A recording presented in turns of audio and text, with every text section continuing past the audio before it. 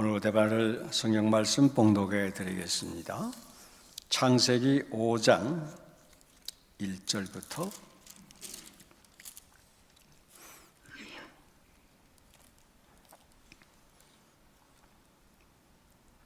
아담 자손의 계보가 이러하니라. 하나님이 사람을 창조하실 때 하나님의 형상대로 지으시되 남자와 여자를 창조하셨고, 그들이 창조되던 날에 하나님이 그들에게 복을 주시고 그들의 이름을 사람이라 일컬으셨더라. 아담이 130세에 자기 모양 곧 자기 형상과 같은 아들을 낳아 이름을 셋이라 하였고, 아담이 셋을 낳은 후 800년을 지내며 자녀를 삼았으며 그가 930세를 향수하고 죽었더라. 셋은 105세에 에노스를 낳았고, 에노스를 낳은 후 807년을 지내며 자녀를 낳았으며 그가 912세를 향수하고 죽었더라. 에노스는 90세에 게난을 낳았고, 게난을 낳은 후 815년을 지내며 자녀를 낳았으며 그가 905세를 향수하고 죽었더라.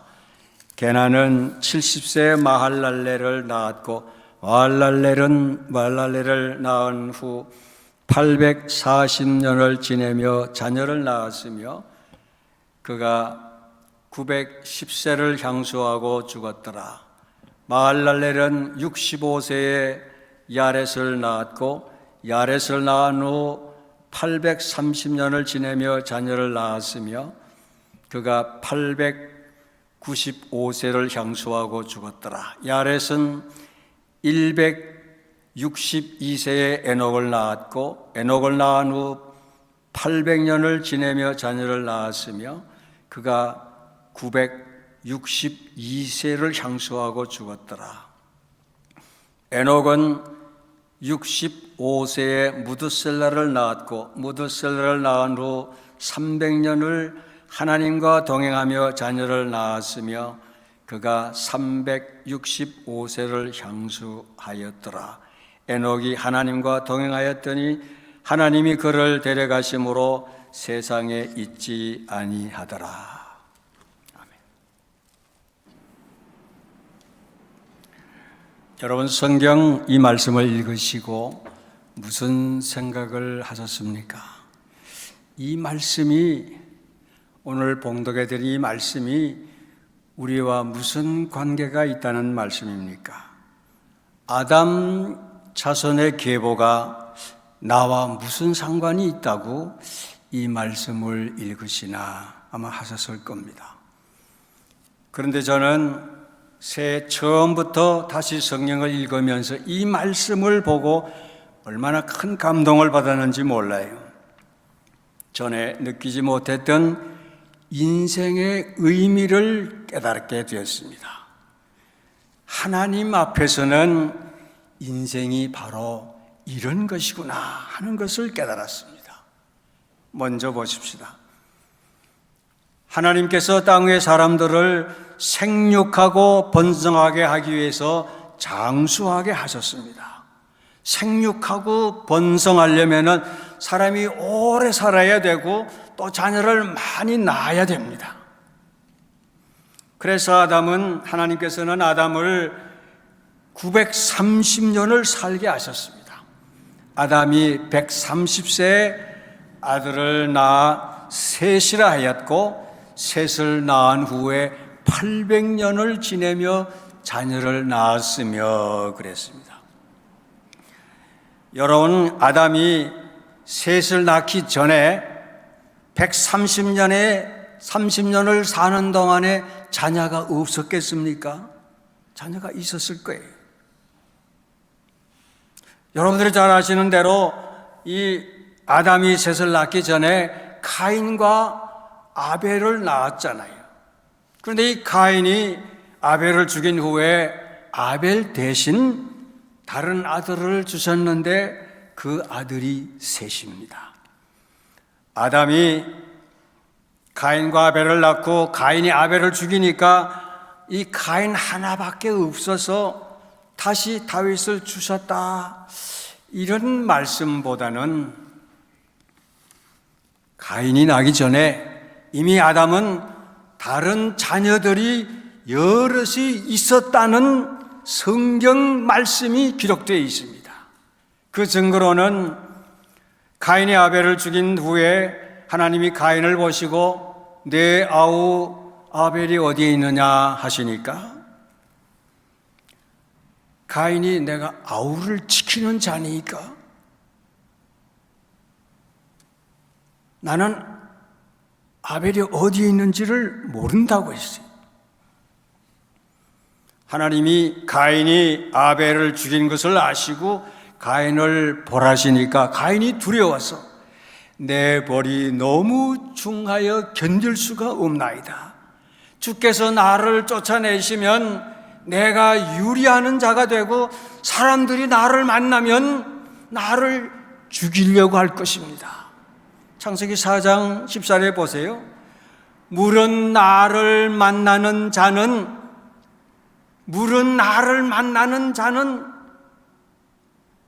나를 죽일 것입니다. 여러분 여기 보세요. 사람들이 나를 만나면 나를 만나는 자가 그 사람들이 누구겠습니까? 그 사람들은 아담이 낳은 다른 자녀들입니다. 보세요. 아담이 셋을 낳은 후에 800년을 지내며 자녀를 낳았다고 했으니까 여러분 800년 동안 얼마나 많은 자녀들을 낳았겠습니까? 이게 창세기 5장 3절에 보세요. 아담만 800년을 지내며 자녀를 낳은 것이 아니에요. 그 아들 셋도 807년을 지내며 자녀를 낳았고 에노스는 813년을 지내며 자녀를 낳았고 게나는 840년을 지나며 자녀를 낳았어요. 야렛은 800년, 무드셀라는 782년을 지내며 자녀를 낳았습니다. 여러분 800년 동안 자녀를 낳았다면 어떻게 되겠습니까? 800년 동안 3년에 자녀 하나를 낳아도 800년이면은 200명, 아마 그 이상을 낳았을 거예요. 아내가 한 사람이었다면은 여자 혼자서 자녀를 200명을 낳을 수 있을까? 그런 생각도 들고, 아니면은 다른 여자를 통해서 800년 동안 자녀를 낳았을까? 그런 생각도 들고요. 아무튼 그때 사람들은 오래 살아야 했고 자녀를 많이 낳아야 했습니다. 왜냐하면 생육하고 번성케 하기 위해서였습니다. 지금 인도의 동북부 아조람에 사는 차나라는 사람은 그때 나이가 67세인데요.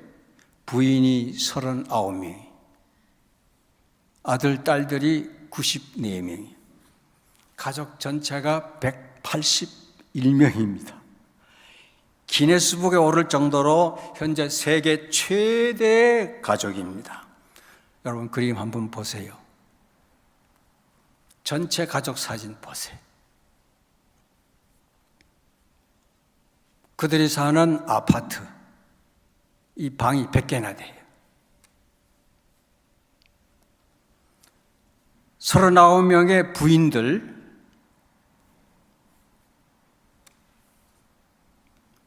이들이 한 끼 먹는 식사가 어떠냐 하면은 닭이 30마리, 감자가 60kg, 쌀 100kg.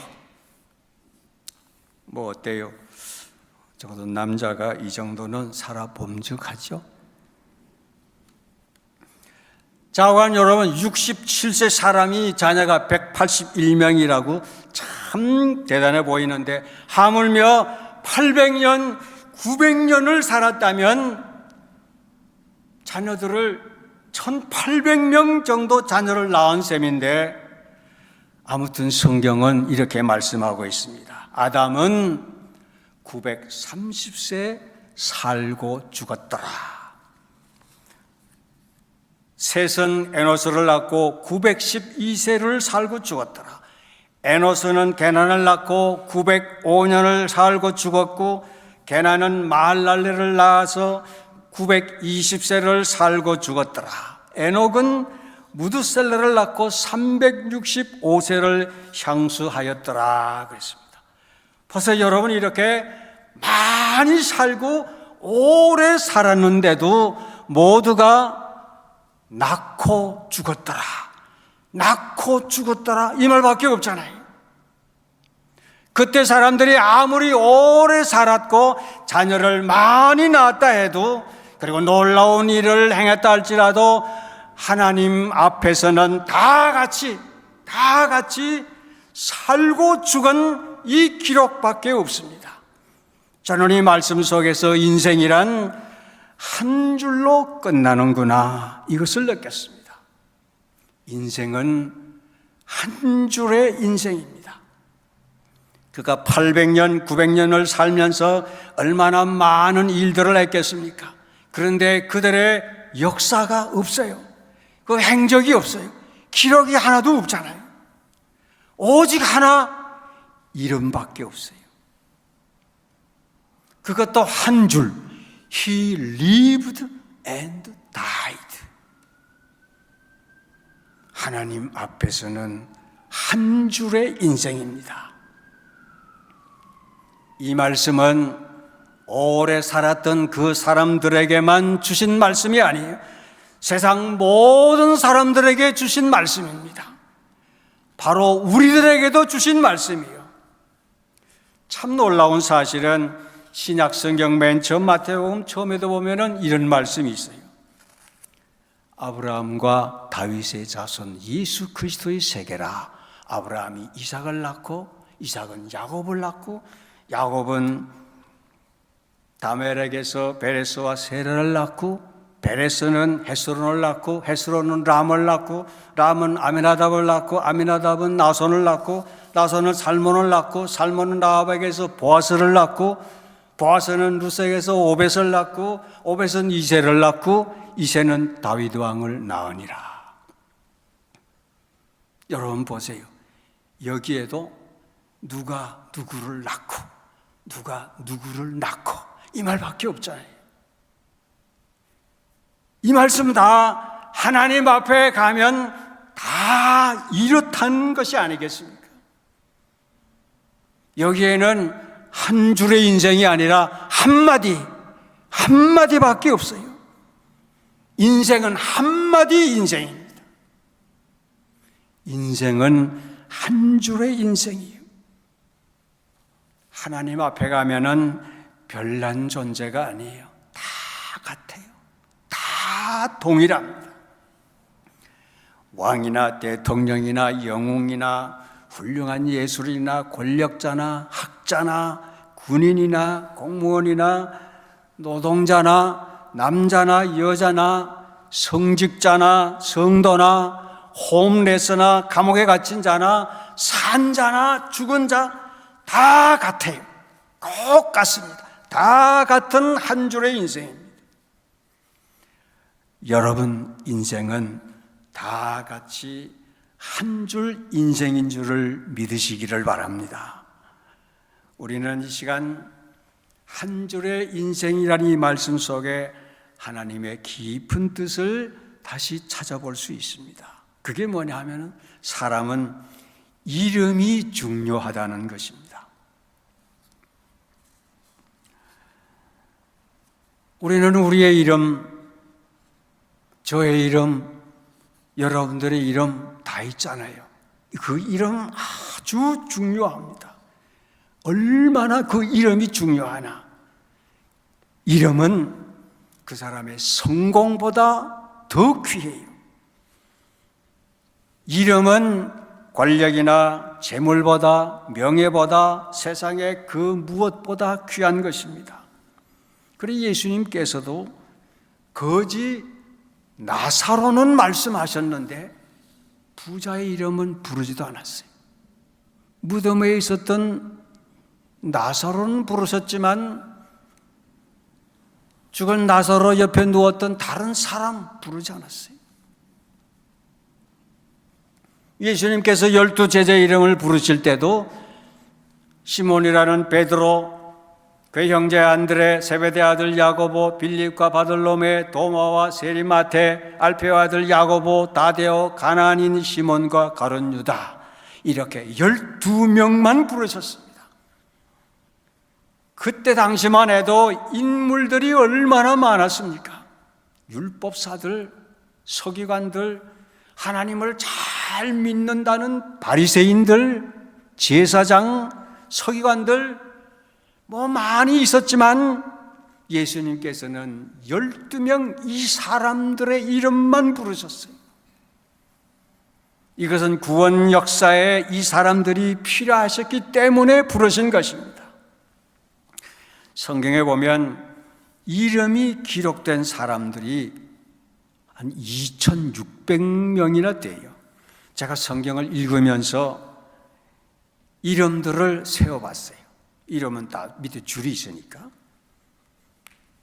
보니까 창세기부터 요한계시록까지 나온 이름이 2,599명입니다. 그 중에서 스가랴라는 이름이 제일 많아요. 31명이나 돼요. 31명이 스가랴라는 이름을 가지고 있어요. 요엘이 13명, 요나단이 18명, 유다라는 이름이 10명, 요한이 10명. 물론 이 사람들 다 구원받은 것은 아니지만 이름이 이렇게 많아요.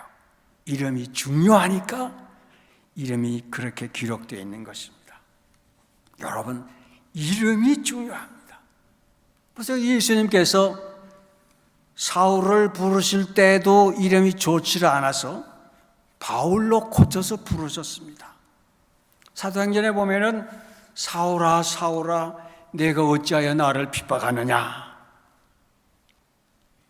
처음 이 사울은 예수 믿는 사람을 잡아다가 처형한 사람이에요.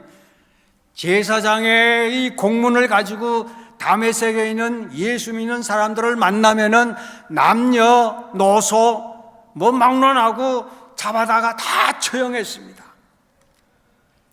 이런 자였지만 주님께서 부르셔서 이름을 고쳐서 바울이라 하시고 그를 제자로 삼지 않았습니까? 이름이 중요해요. 사도행전에 보면 하나님은 사람의 외모를 취하지 아니하시고 하나님을 경외하며 의를 행하는 사람을 하나님이 받으신다 하셨습니다.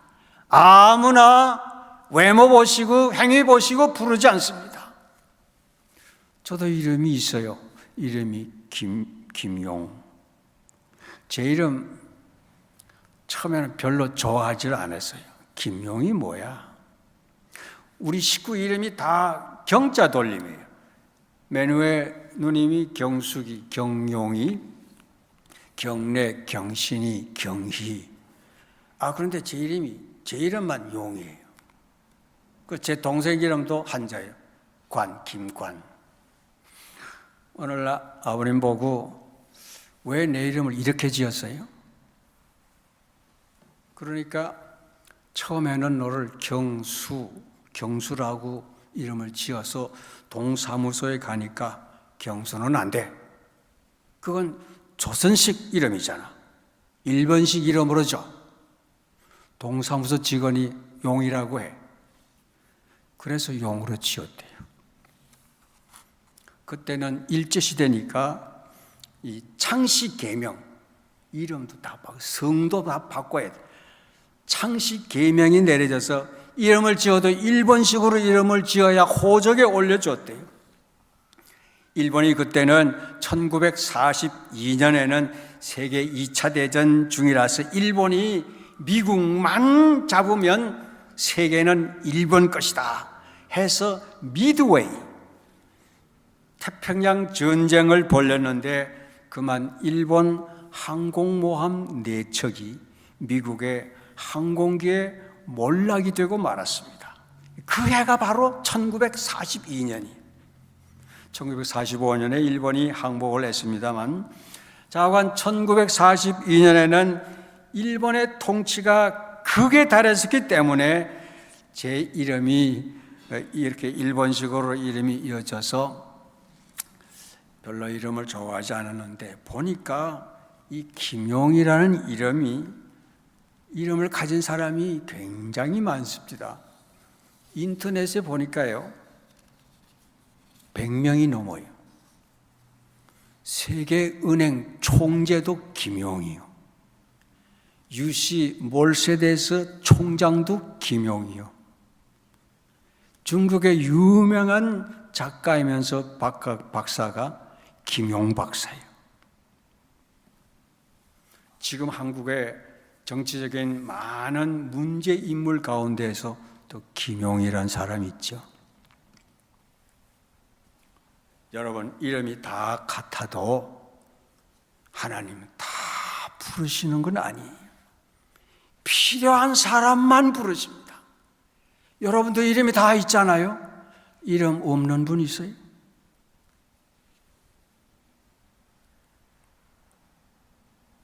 하나님은 여러분들의 이름 다 알고 계십니다. 때가 되면 부르실 겁니다. 그러니 우리는 지금 죽어도 서운할 거 없어요. 언제쯤 죽어도 겁날 게 없어요. 하나님이 내 이름을 아시고 하나님의 손바닥에 내 이름을 기록을 했다 하셨어요. 그러므로 여러분들은 때가 되면 천국으로 인도해 주실 줄을 믿으시기를 바랍니다. 다음으로 한 줄의 인생인 우리가 알아야 할 것은 자랑하지 말라는 것입니다. 사람은 거의 본능적으로 자기를 사랑합니다. 자기의 건강, 자기의 미모, 자기 재산, 자기 식구, 자기가 이룬 거 다 자랑을 합니다. 그러나 이 말씀의 뜻 가운데 하나는 인생의 것을 자랑하지 말라는 것입니다. 아무리 큰 권력을 가졌다 해도, 재물을 많이 모아도, 명예를 얻었든지 건강하든지 그것을 자랑하지 말라는 말이에요. 인기를 얻었든지 얻지를 못했든지 잘났든지 못났든지 그걸 자랑하지 말고 후회하지 말라는 것입니다. 부귀영화를 누렸든지 간에 다 지내놓고 보면은 별것 아니기 때문에 자랑하지 말라는 말입니다. 솔로몬이 해 아래서 하는 많은 수고들, 사업을 크게 하고 양과 소떼를 아무리 많이 가져도, 금은 보화를 아무리 많이 가져도 다 좀 지내고 보면은 바람을 잡는 것이 아니겠느냐. 지혜와 지식을 아무리 많이 가져도, 향락을 누리며 살아도, 먹고 마시며 즐거워하는 일에 누가 나만큼 나보다 승한 자가 있었느냐. 금은 보화를 쌓아두고 노래하는 남녀와 처첩을 많이 두고 살아도 지내놓고 보면 다 바람을 잡는 것이었다 그랬어요. 어떤 사람은 평생을 학대를 당하면서 살고 아들도 없고 형제도 없이 홀로 외롭게 인생을 살았다 할지라도 때가 되면 다 흙으로 돌아가나니 서러워할 것이 없다 그랬어요. 전도서 3장에 보면은 인생은 다 흙으로 말미암았으므로 다 흙으로 돌아가고, 인생의 혼은 위로 올라가고 짐승의 혼은 땅으로 내려가는 줄을 누가 알랴. 다 무익한 것이었다 그랬습니다. 전도서 6장에도 보면 사람이 비록 100자녀를 낳고 또 장수하여 사는 날이 많을지라도 그 심령에 낙이 부족하고 그 몸이 매장되지 못하면 나는 이르기를 낙태된 자가 저보다 낫다 하나니 이는 저보다 편안함이라 했습니다. 아마도 솔로몬은 인생은 한 줄에 불과하다는 것을 알고 이런 말을 한 줄로 믿습니다. 여러분, 인생은 한 줄입니다. 태어났고 죽었다. 이것이 인생의 전부예요. 누구는 저렇게 훌륭하게 살았는데, 누구는 저렇게 위대하게 살았는데, 그래도 인생은 한 줄이에요. 장례식 본이 저렇게 대단한데 그래도 한 줄의 인생입니다. 친구 목사님이 이런 시를 보내주셨어요. 우리는 길 떠나는 인생이라는 글입니다. 언제 떠났는지 서로 몰라도 서로 만나 웃기도 하고 울기도 하고 더 사랑해 줄 걸 후회할 것인데 왜 그리 못난 자존심으로 용서하지 못하고 이해하지 못하고 비판하고 미워했는지, 사랑하며 살아도 너무 짧은 시간 베풀어 주고 또 줘도 남는 것들인데 왜 욕심으로 무거운 짐만 지고 가는 고달픈 나그네 신세인가. 그날이 오면 다 벗고 갈 터인데 무거운 옷도 화려한 명예 옷도 자랑스러운 고운 모습도 더 그리워하며 더 만나고 싶고 더 주고 싶고 보고 또 보고 따뜻이 위로하며 살아야 하는데 왜 그리 마음의 문만 닫아 걸고 더 사랑하지 않았는지, 아니 더 베풀지 못했는지. 천년을 살면 그러할까? 만년을 살면 그러리요.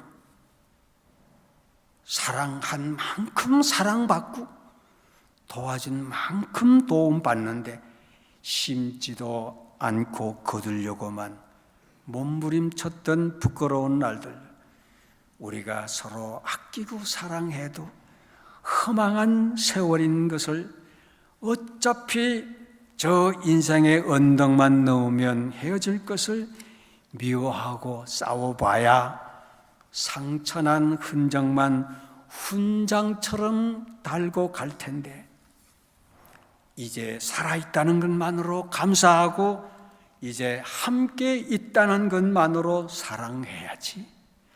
우리는 다 길 떠난 나그네들이랍니다. 그래서 들을 만한 그런 시잖아요.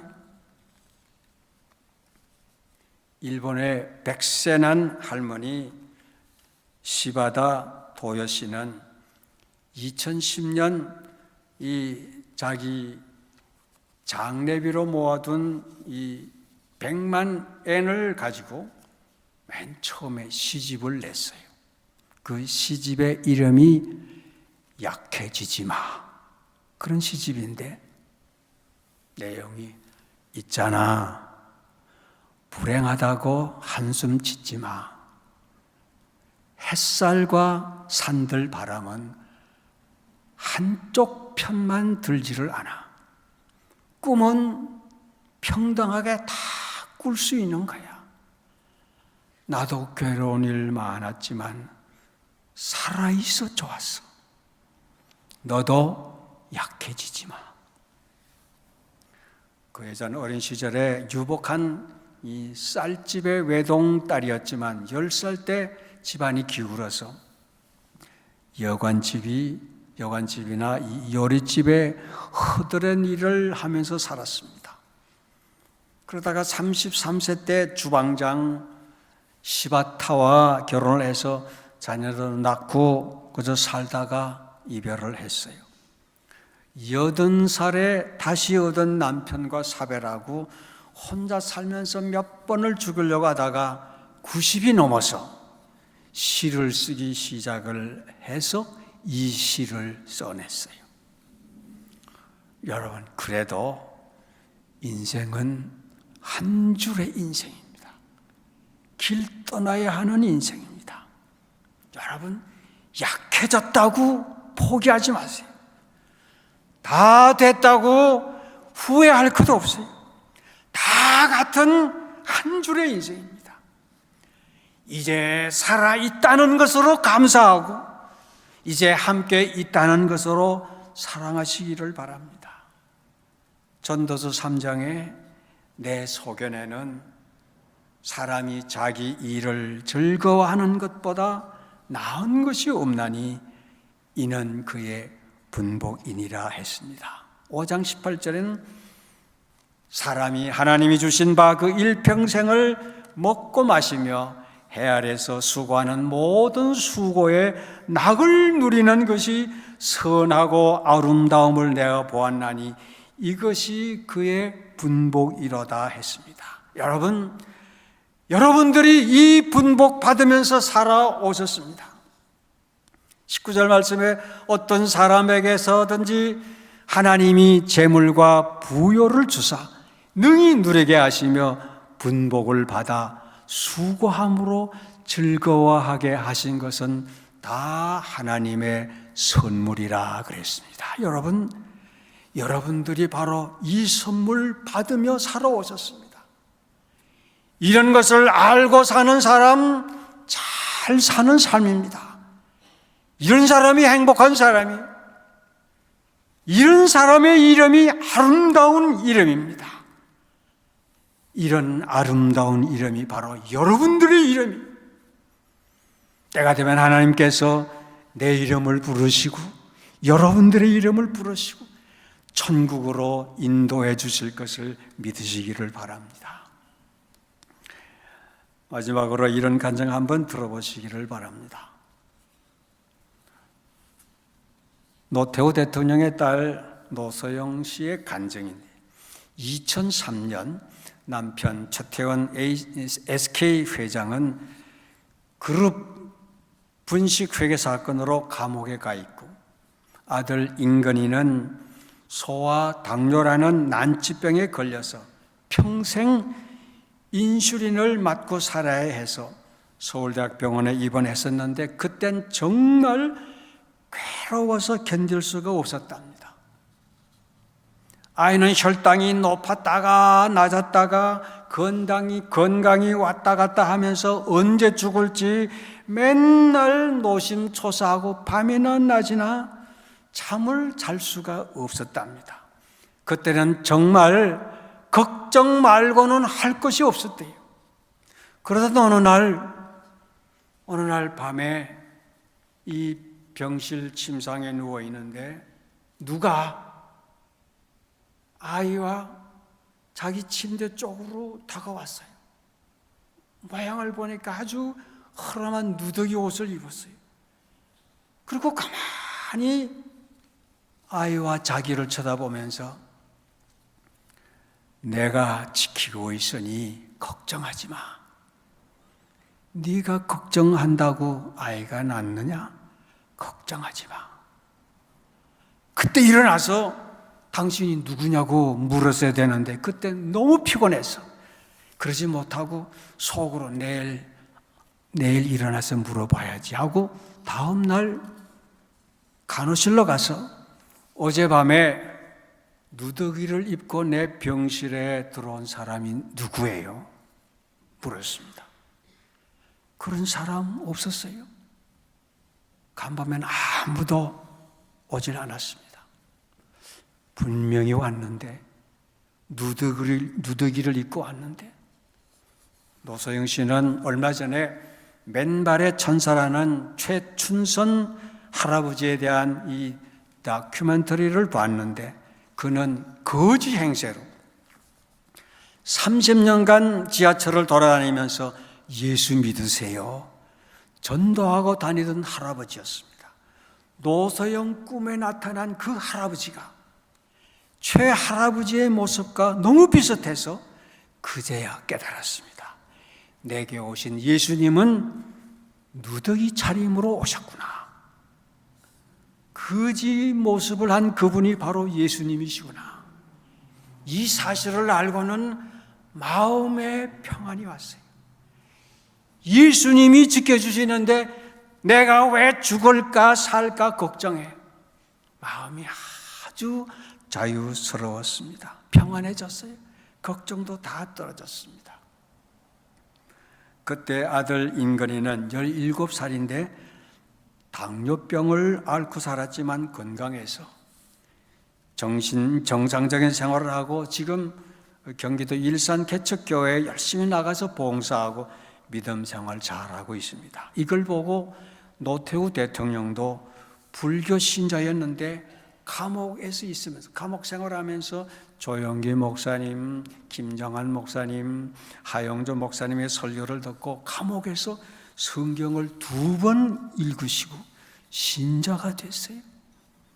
그때는 노소영 씨가 일주일에 2번 병원을 방문하면서 온 식구가 다 같이 기도하고, 노 대통령이 은행이 불편한데도 마음은 그렇게 평화스럽게 지내고 있었습니다. 노 대통령이 그 와중에 하는 말이 내가 일어서기만 하면 제일 먼저 교회 나갈 것이라고 말했습니다. 저는 이 간증을 인터넷으로 보고 노소영 씨에게 나타난 그 예수님의 모습이 하필이면 누더기를 입으신 거지 모양으로, 왜 그런 모양으로 나타나셨을까? 예수님의 영광스러운 모습으로 나타날 수 있을 터인데 누더기를 입은 거지 모양으로 나타나시다니. 예수님이 나는 예수야, 아주 영광스러운 모습으로 나는 병자도 많이 고쳤고 놀라운 이적 기사를 행했을 뿐만 아니라 이미 바람과 파도도 잠잠게 했었고 승천하실 때 영광스러운 모습도 있었는데도 이거는 다 감추시고 누더기 모습으로 나타나시다니. 예수님이 이런 모습으로 나타나신 것은 과거의 모든 역사 다 묻어두시고 다 드러내지 아니하시고 그렇게 천한 모습으로 보여주신 것이 아닌가 생각이 들었어요. 예수님께서도 이 세상에 오셔서 하셨던 모든 일들을 다 감추시고 다 묻어두시고 나타내지 아니하셨습니다. 과거를 자랑하지 아니하셨어요. 여러분, 우리도 우리의 모습이 이래야 되지 않겠습니까? 과거의 우리의 역사, 그 놀라운 업적, 모든 일들 다 내어놓으시기 바랍니다. 이제는 오직 내가 살아있다는 것으로 만족하고 감사하며 사랑하며 사시기를 주님의 이름으로 축원합니다. 기도하십시다. 주님, 저희들을 이 세상에 보내어 주신 것 감사를 드립니다. 저희들을 오늘까지 건강하게 지켜주신 것 감사를 드립니다. 하나님은 지금도 저희 모든 성도들 우리의 이름을 다 기억하고 계실 줄 믿습니다. 저희들을 택하시고 이름을 주의 손바닥에 기록하셨다 하오니 너무너무 생각할수록 감사하옵나이다. 주님이 부르실 때 기쁨으로 응답할 수 있는 저희들 되게 하여 주시옵소서. 잘 살았다, 내 믿음을 잘 지켰노라, 내 마음에 합한 사람이라 칭찬 듣는 우리 모든 성도들 되기를 예수님의 이름으로 감사 기도하옵나이다. 아멘.